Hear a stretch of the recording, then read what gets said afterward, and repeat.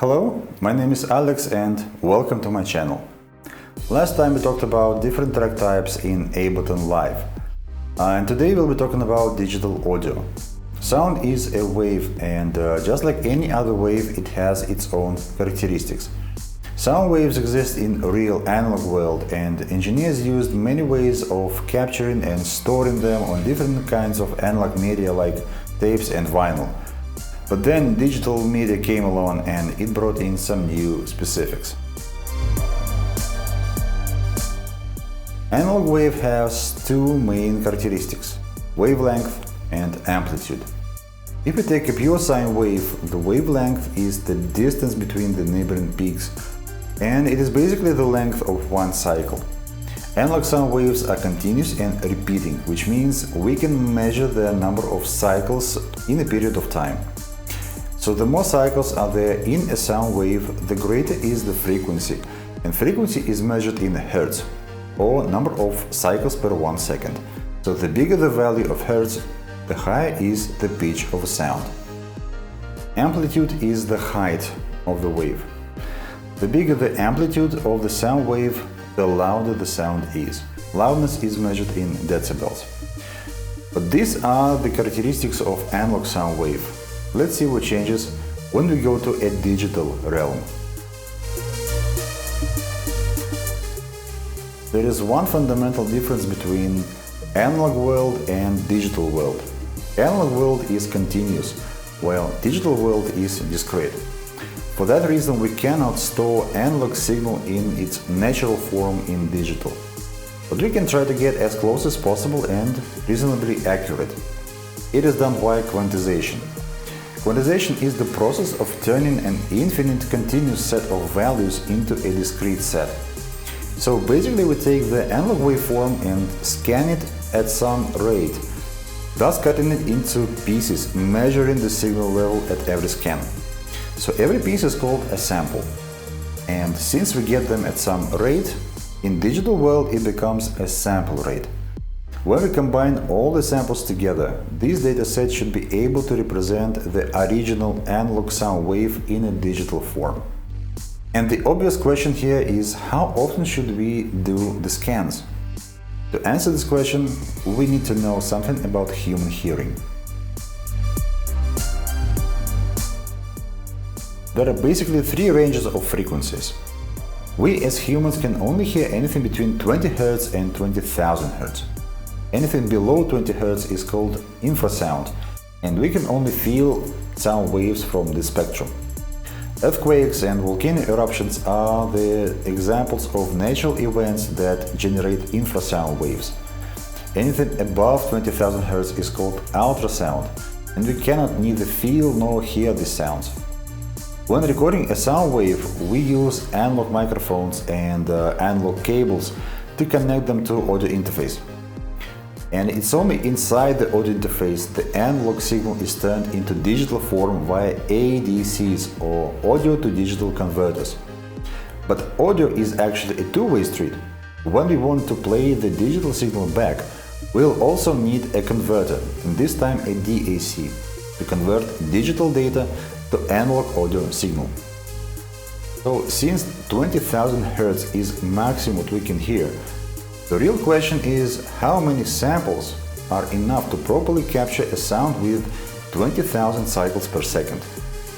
Does that mean that we need to scan a sound wave 20,000 times every second during quantization? Turns out, not really. Actually, finding the solution to sampling problem was field of study for many engineers. Surprisingly, at about the same time in 1940s, several theorems appeared, and the most well-known of them is Nyquist-Shannon sampling theorem. Simply put, it says that sampling rate must be greater than twice the maximum frequency of input signal. That means that to capture and to successfully reproduce a sound wave later with a frequency of 20,000 Hz, we would need to scan it 40,000 times per second or more. And this is how a standard of 44,100 Hz, also known as CD quality, was introduced in 1970s.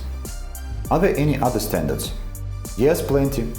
Apart from 44,000 Hz, you can come across 22,000 Hz or even 11,000 Hz sample rates in audio files. But such a significant reduction of sample rate will lead to partial loss of the audio signal. Which part will be lost exactly? High frequencies, of course, and because of that, analog audio would lose brightness and would sound muffled. Later, a new standard was established that could easily go along with 24 frame rate of the video signal. And the standard is 48,000 Hz, and it is also known as DVD quality. And currently this is exactly the rate that is reasonable to use in professional audio and video production.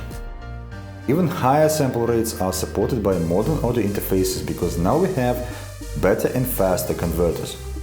I already showed you 192,000 Hz in my Complete Audio 6, but unless you have hearing superpowers and can really hear ultrasound, these rates are way above reasonable. So far we talked about frequency only, but sound wave also has amplitude. What happens to amplitude during quantization? Short answer, it is measured and estimated against a specific scale. Digital world is made out of zeros and ones, also known as bits. With 1 bit we can only store 0 or 1. And for high numbers we just need to add more bits and agree on some way of decoding these chains of bits into understandable values. The more bits are used, the bigger numbers can be stored, and the more sensitive the scale becomes to even the slightest changes in an analog signal level. This number of bits in a chain is called bit depth. And now, instead of going into a long talk about nuances of computer calculations, let's do a quick demo. Let's take one audio file as an example. These are just first 50 samples of that file, so this whole set is less than 1 second. Let me tell you, it is encoded in 24 bits, which means that behind every dot on this chart there is a chain of 24 zeros and ones in many combinations. This effectively means that each dot is a value in roughly 8 million positions both ways from 0. And now, let's make an experiment. Let's imagine that we have only 1 bit to capture and store such a signal. So for every sample we can store only 1 or 0, nothing else.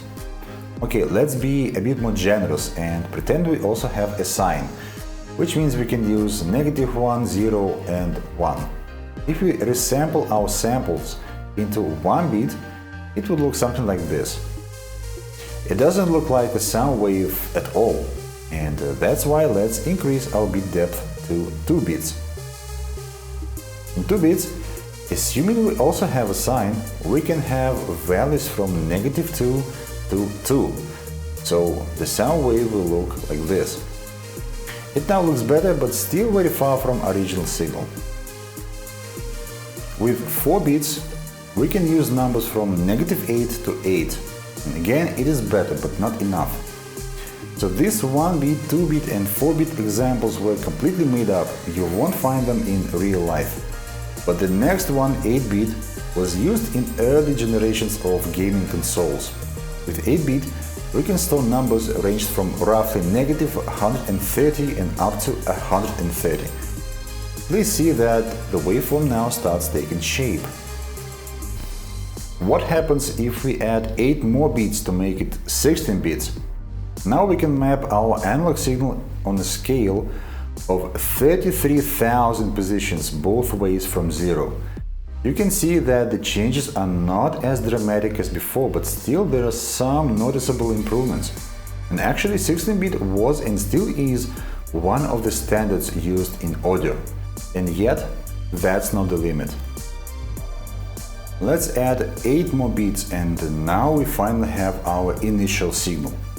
At this scale, the changes from 16 bits are not even visible, and if you intend to hear them, you'll need a high-end equipment.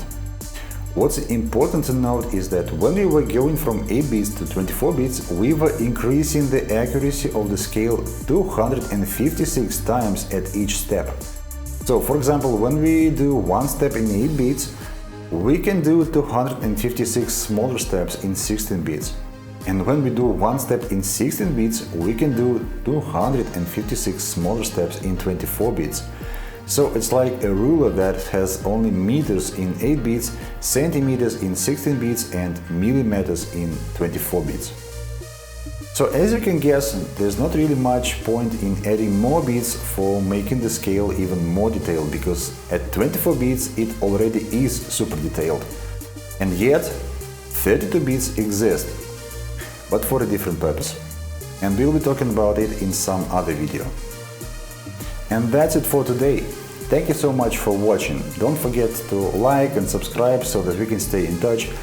And next time we will talk about audio clips in Ableton Live. I hope to see you all there. Until then, take care, bye bye, see you!